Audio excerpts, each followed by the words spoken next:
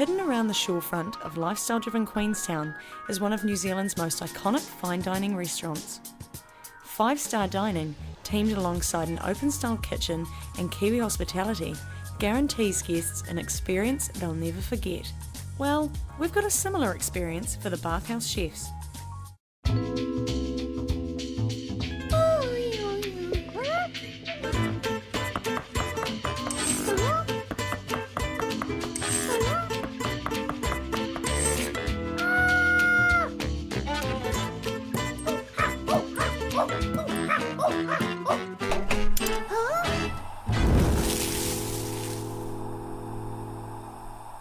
Hey there, I'm Liv and welcome to Throw Another Chef on the Barbie.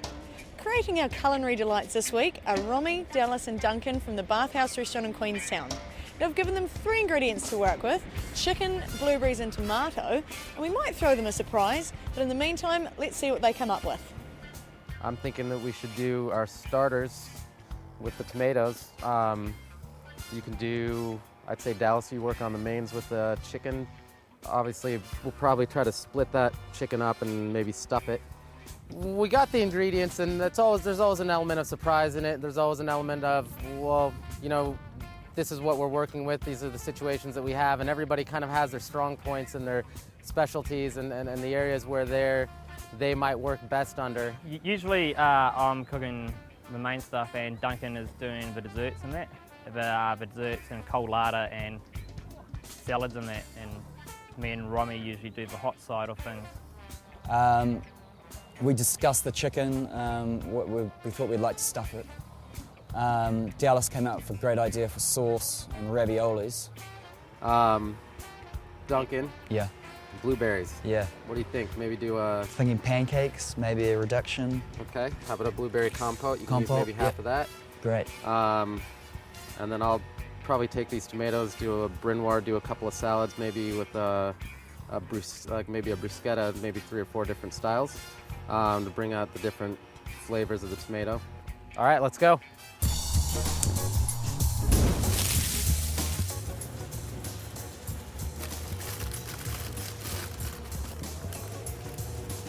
I don't know if you noticed, but I dumped the sugar into the wrong pan when I started. I don't know if that came out. I probably shouldn't have said anything. So that was, all I remember before we started filming, Ramy's strict instruction was get the compote on as soon as you can. And I saw him fill the water up the pot and I didn't even think, I just dumped the sugar in there. But it was for the ravioli. Can I bring a spoon? Yeah, you want less water than that. Yeah, well you filled it up. Hold on. Well, that was for the ravioli. Oh, sorry. That's all right. Hold on.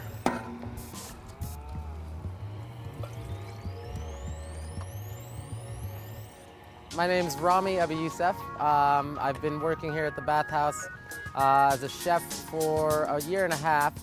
Before I came to Queenstown, actually, I lived in Los Angeles for about 7 years, where I was practicing attorney, and have been around kitchens kind of my whole life and really been fascinated with food. So I decided that that's kind of the direction that I would be more interested in going in and pursuing. And that's been just a great success. I've been really enjoying it. There's a lot to be said about really doing what you love to do. That's kind of how I ended up where I am now, and I couldn't be happier. All right, how are you getting on there, Ramy? Going pretty well here, just splitting these chickens open.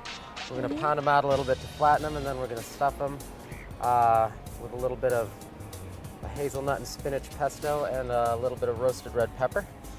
Over here we got Dallas splitting these tomatoes, and I can wash my hands. So sounding like you've got everything pretty much figured out. You've taken our mystery ingredients and run with them for miles, but Yeah. so we're going to just chuck you in the deep end here.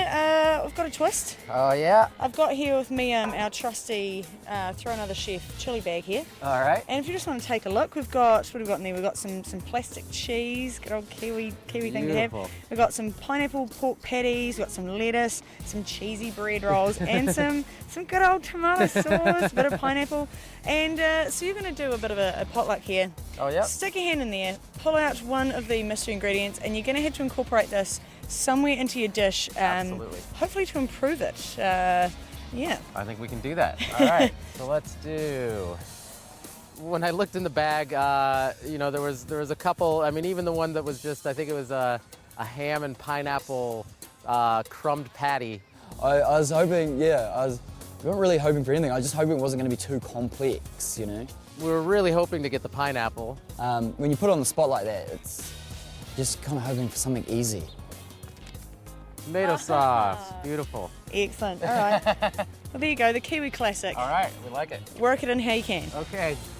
The worst one probably was the tomato sauce. I thought we got off quite lightly with the tomato sauce. All right. You're gonna want a couple of eggs in there as well. Yep. Duncan, what are you up to there with the flour? I'm making some pancake batter. Oh, what's it going to be used with? This is for the dessert, and we're going to do this with the blueberries. You can add pretty much any sort of ingredient, but today we're going to put blueberries in it because it's our. But you can use chocolate or anything like that. Oh. There's a lot that they bring to it. I think Duncan.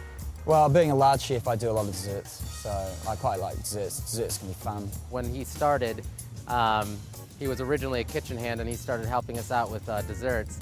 And eventually, we started training him and building him up to, you know, to be a chef. But he always kind of had that knack for dealing with the sweet stuff. I mean, within a few months, he was doing a lot of stuff better than we were doing it.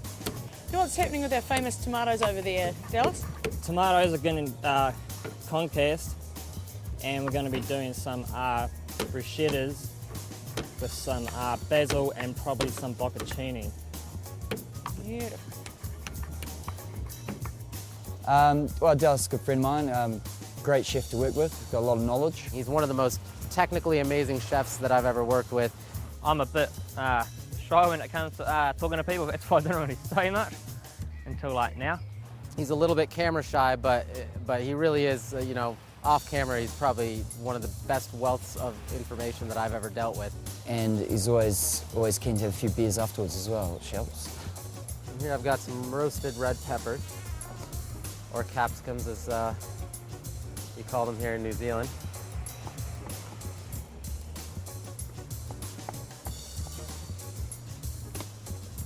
So we're going to take some of these and put them in the chicken.